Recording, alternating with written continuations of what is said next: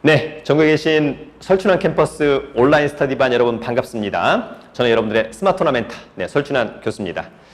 첫눈이 왔습니다. 네, 폭설이 왔습니다. 적정하게 왔으면 좋았을 텐데 약간 아쉽다 이런 생각이 듭니다. 과유불급 이런 한자가 문득 생각나는 하루입니다.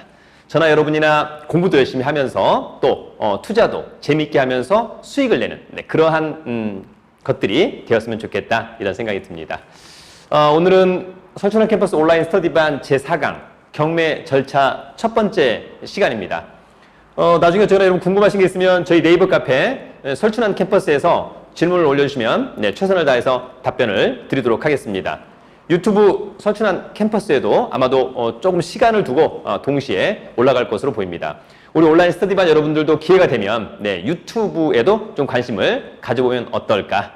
계속해서 성장하는 시장 유튜브를 또 약간 무시하기는 어려운 또 그런 부분이 있는 것 같습니다. 제가 운영하는 용산의 네이버 카페 설춘환 캠퍼스 실제 이제 학원 명칭은 경매와 MPL 재테크 학원입니다. 실제 이제 교육지원청에 등록을 하고 이제 강의를 하고 있는 건데 저희가 이제 12월 달 또는 이제 1월 달 또 뭐 강사반 또 소액실전반 다양한 강의가 있습니다.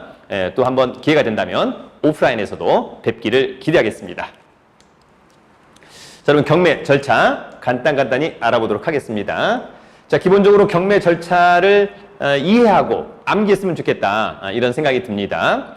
그러나 사실은 이런 업무를 하지 않으면서 절차를 이해하기가 사실은 또 쉽지 않은 부분이 있을 수 있는데 간단하게 핵심적인 부분을 여러분들이 꼭 이해해주면 어떨까 이런 생각이 듭니다. 입찰 법정을 자주 많이 가봤으면 좋겠다. 간접 경험 상당히 중요할 것 같고요. 본인이 어떤 물건에 대한 지역 분석, 현장 분석, 그래서 시세까지 다 확인하고 나서 권리상의 문제 없는데 과연 어느 정도의 낙찰이 될 거냐, 낙찰가, 그 다음에 경쟁률 이런 것들을 간접적으로 계속해서 경험해 보는 게 대단히 중요하다 이런 생각이 듭니다. 물건 분석한 후에 실제 낙찰가율과 경쟁률을 체크하는 습관을 가졌으면 좋겠습니다. 조만간 제가 우리 온라인 스터디반 여러분들에게는 좀 숙제를 또 많이 좀 드리도록 하겠습니다. 그 다음에 여러분 어쨌거나 질문을 많이 해주시면 저도 또 답변을 많이 드리도록 하겠습니다. 여러분들 어쨌거나 힘내시길 바라겠습니다.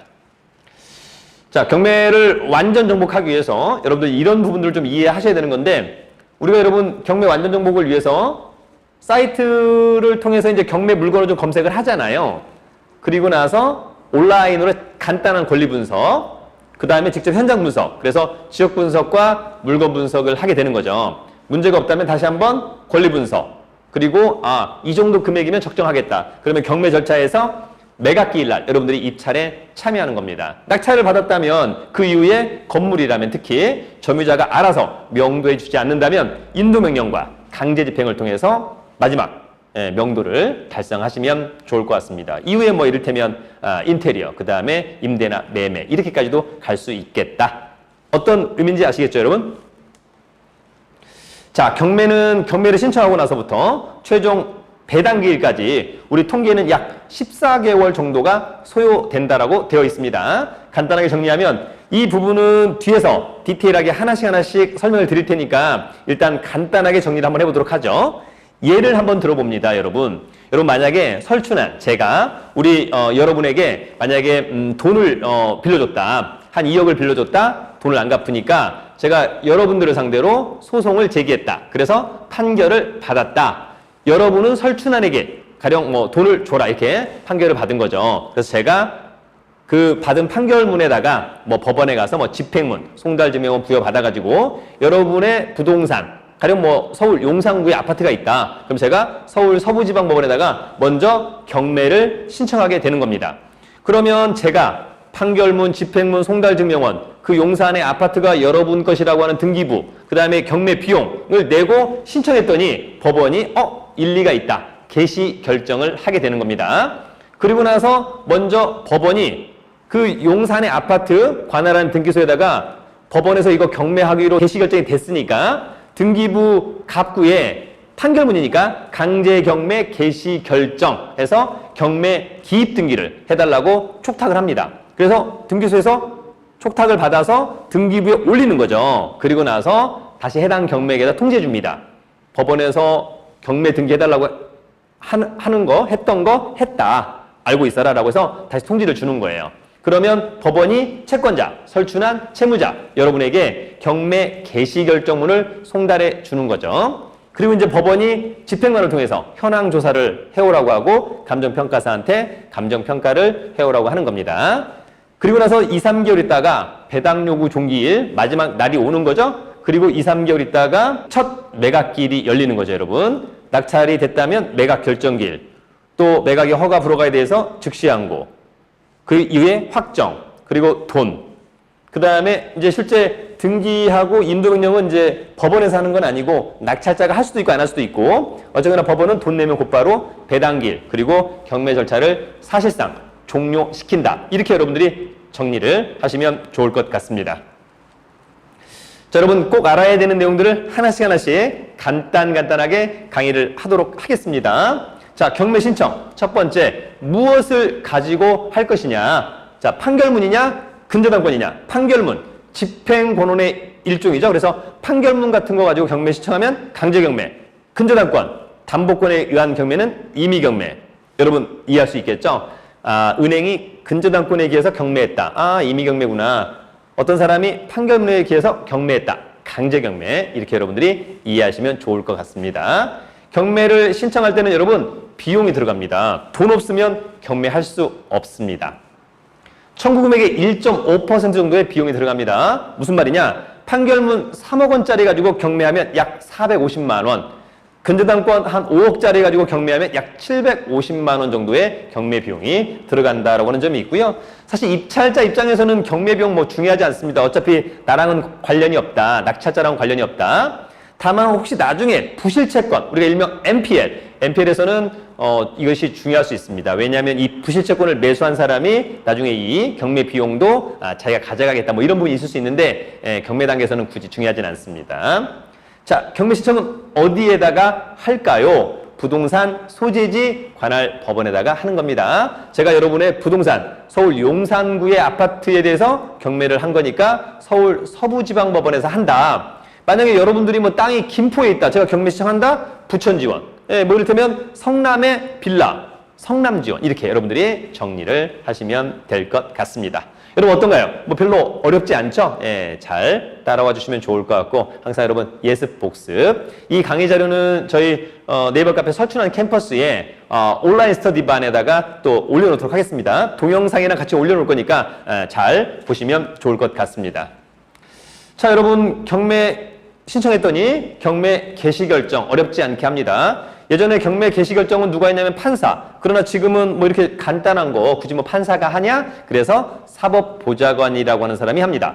사법보좌관은 현직 법원 공무원, 한 4급의 서기관이나 5급의 사무관 이런 분들이 많이 있는 것 같습니다. 이후에 경매 등기를 하게 된다라고 하는 점이 있는데, 여러분 이게 지금 제가 등기부 갑구에 경매 개시 결정 기입 등기 부분을 캡처해 온 겁니다. 자, 순위번호 11, 임의 경매 개시 결정, 담보권에 의한 경매구나. 근저당권 또는 전세권, 이렇게 좀 이해하시면 좋을 것 같고, 중요한 건 여러분 여기에 사건 번호가 있습니다. 인천지방법원 부천지원 임의 경매 개시 결정 2017타경 4282, 2017타경 4282. 저 사건 번호를 알면 어디로? 대법원 사이트 말고 대법원 경매정보 사이트에 가셔가지고 경매 사건 검색란이 있어요. 거기에 부천지원과 2017타경 4282 사건 번호 놓고 클릭하면 그 사건에 대한 개요를 누구나 쉽게 확인할 수 있다. 정리 한번 하시고요. 여러분, 그래서 우리 온라인 스터디반 여러분들은 요 사건 번호 가지고 실제로 대법원 경매정보 사이트 들어가셔가지고 가운데 박스 밑에 경매 사건 검색란이 있거든요. 클릭해서 한번 해보는 센스 필요하다. 경험 중요하죠, 여러분. 그래서 경매는 주식회사 우리은행이 신청했구나. 이렇게 여러분들이 이해할 수 있을 것으로 보입니다. 자, 개시 결정이 됐고 개시 결정 기입 등기가 됐습니다, 여러분. 그 다음에 법원이 뭐 하냐? 아까 경매 신청한 저 채권자, 경매 당한 여러분한테 경매 개시 결정문을 송달해 주는 겁니다. 설춘한 씨가 여러분에게 신청한 경매 하기로 했다. 알고 있어라. 또 여러분에게 설춘한 씨가 여러분의 용산 아파트 경매하기로 해서 법원이 결정했다. 알고 있어라. 이런 내용을 보내주고 있는 겁니다. 최소한 채무자한테는 꼭 송달이 되어야 한다. 이 송달은 직접 송달도 가능하지만 최악의 경우에 공시송달이라도 되어야 한다. 뭐 이렇게 돼야 되는데 이런 것들은 뭐 여러분들이 굳이 크게 고민할 필요 없습니다. 법원이 알아서 해줄 것으로 보입니다. 자, 여러분 그러는 가운데 이제 법원이 매각의 준비를 해야 됩니다. 누구한테 시키냐? 먼저 집행관, 현황조사. 여러분 말 그대로 현황을 조사해 오는 거예요. 자, 아파트가 있다면 아파트가 잘 있나? 또 누가 점유하고 있나? 또 왜 그 사람이 점유하고 있나? 이런 것들을 현황조사라고 하는 건데 누가? 집행관이 무엇을? 현황을, 의미. 그런 현황조사서를 보고 여러분들이 이런 컨디션을 가지는 이를테면 현황을 가지는 부동산이 경매에 나왔구나. 이런 것들을 이제 알게 해주는 것이다. 이렇게 정리하면 될 것 같습니다. 자, 그래서 여러분 이게 이제 현황조사서입니다. 보시면 사건 번호가 언급되어 있죠? 조사 일시 2018년 5월 2일, 5월 3일. 두 번에 걸쳐서 조사를 했네요. 부동산 임대차 정보에 임대차는 없습니다. 부동산의 점유관계, 채무자만 점유하고 있다. 그러니까 채무자를 제외한 나머지 사람의 주민등록 전입신고가 없다라고 하는 것을 이걸로써 여러분 반증하고 있다라고 하는 점입니다. 자, 다음 것도 있는 거죠. 2018년 4월 5일, 2018년 4월 6일 역시 두 번 간 거죠. 시흥동에 간 겁니다. 시흥동은 신안산선에 또 개발 호재가 있는 또 그런 지역입니다. 그래서 임차인 점유, 임차인 점유. 부동산의 현황은 임차인들의 배우자, 별지, 임대차 관계 조사서 내용과 같이 설명한다. 가봤더니 아마 소유자 외에 전입신고된 세대주가 2명 있었던 것으로 보입니다. 그것을 나타내주고 있는 겁니다. 그래서 전영권이라고 하는 분하고 천경이라는 분이 있었다. 보증금 1억 3,500, 1억 3천 뭐 이런 거고 보증금액 및 확정일자는 임차인들의 배우자 진술에 의한다 라고 하는 점이고 경매를 입찰하는 사람 입장에서는 뭐가 제일 중요하냐. 그 사건의 말소 기준 권리보다 저 두 사람의 전입신고 날짜 2016년 8월 1일, 2015년 6월 25일이 과연 말소 기준 권리보다 빠르냐 그렇지 않느냐가 핵심입니다. 말소 기준 권리보다 느리다면 사실 뭐 임차인은 전혀 고려의 대상은 되지 않는다. 권리상으로 일단 말씀을 드리는 겁니다. 자, 그 다음에 여러분 감정평가죠. 감정평가 왜 할까? 최초 매각 가격의 기준을 정하기 위해서 한다. 이렇게 정리하시면 됩니다. 누가? 법원에 등록된 감정평가사가 랜덤으로 돌려서 법원이 특정해서 감정평가 해오세요 라고 하는 거죠. 무엇을? 감정평가를 의미, 통상 최초 매각 가격이 된다. 여러분 아시겠죠? 네, 좋습니다. 자, 감정평가에 아파트 감정평가표를 하나 가져온 겁니다. 감정평가액은 4억 원. 조사 기간은 돼 있고 기준 시점은 2018년 이를테면 5월 2일입니다. 5월 2일. 금액은 4억 원. 뭐 이를테면 아파트 같은 경우는 통상 이제 뭐 매매 사례 비교법 이런 걸로 이제 또 많이 했겠죠. 어떤 법으로 했는지는 이 감정평가서에 다 나와 있어요, 여러분. 그래서 감정평가서를 꼼꼼하게 읽어보는 우리 설캠 온스반 여러분들이 되시길 바라겠습니다.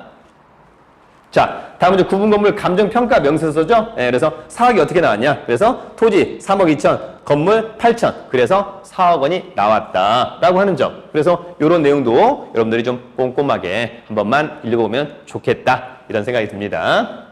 다음은 역시 토지 건물 감정평가표죠. 5억 6,679만 1,935에 나왔다. 상당히 디테일하게 했네요, 여러분. 그래서 대지가 5억 2,500 정도, 그 다음에 건물이 한 3,700만 원 정도고, 제시회가 약 한 300만 원 정도. 제시회라고 하는 것은 경매 신청한 토지와 건물 외에 약간 별도의 뭐가 있는 거죠. 미등기된 이를테면 뭐 사무소, 뭐 창고, 뭐 이를테면 뭐 화장실 뭐 이런 것들이 있을 수 있겠다. 근데 어쨌거나 감정평가되었다라고 하는 점인데, 통상 제시회 건물은 감정평가되고 채무자의 것이라면 낙찰자가 소유권을 취득한다. 이렇게 정리하시는 것이 합리적입니다.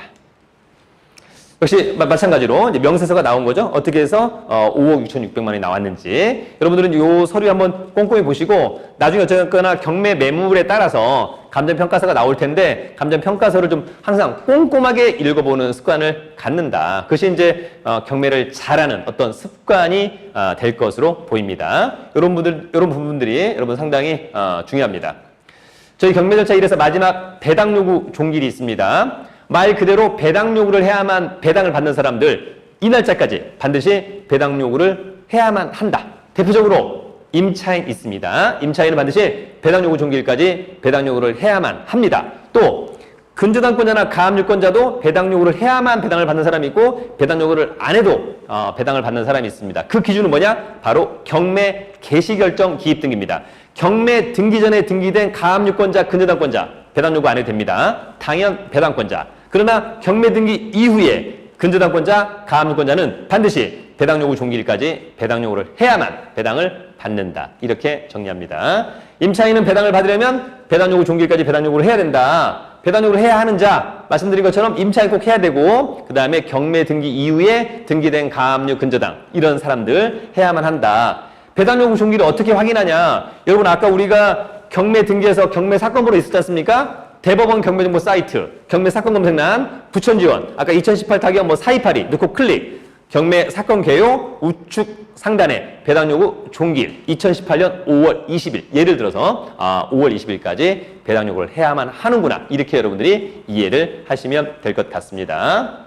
자, 그래서 여러분 언급을 해주는 겁니다. 배당 요구 종기일 확인 방법. 아까 사건번호 넣고 클릭한 거죠? 네, 그랬더니 사건 내역, 기일 내역, 문건 송달 내역. 지금 사건 내역이 나와 있는 거예요. 그래서 우측에 상단에 배당 요구 종기일이 나와 있는 거죠. 2018년 7월 2일까지 배당 요구를 해야만 한다. 임차인이 지금이어서 배당 요구 하겠다. 말도 안 되는 거죠. 그래서 배당 요구 종기일 대단히 중요하다. 이 사건의 매각기일 알고 싶다. 그럼 여러분 기일 내역 클릭하면 되고요. 자, 이 사건 관련해서 누가 어떤 서류를 제출하고 또 누가 뭐 법원이 어떤 서류를 또 송달했는지 이런 것들은 문건 송달력을 클릭하면 됩니다, 여러분. 별로 어렵지는 않을 것으로 보입니다. 자, 여러분 그래서 저희가 경매 절차 이렇게 한번 알아봤는데요. 이 강의 내용을 보고 좀 궁금한 게 있으면 저희 네이버 카페 설춘한 캠퍼스에 여러분들이 또 궁금한 사항 올릴 수 있는 부분이 있으니까 거기서 또 질문을 해주시면 최선을 다해서 답변을 드리도록 하겠습니다. 네이버 카페 설춘한 캠퍼스, 유튜브에 설춘한 캠퍼스, 조만간 또 저의 경매 책이 나오고 조만간은 또 부동산 상식 특강책도 나올 것으로 전망을 한번 또 해봅니다. 더불어서 12월 달과 1월 달 다양한 오프라인 강의가 또 있습니다. 기회가 된다면 또 한번 만나 뵙기를 바라겠습니다. 대한민국 최고의 카페를 지향하면서 또 경매 강의만큼은 대한민국 원탑이 되고 싶다 이런 말씀을 드립니다. 여러분 늘 건강하세요. 오늘은 여기까지. 화이팅!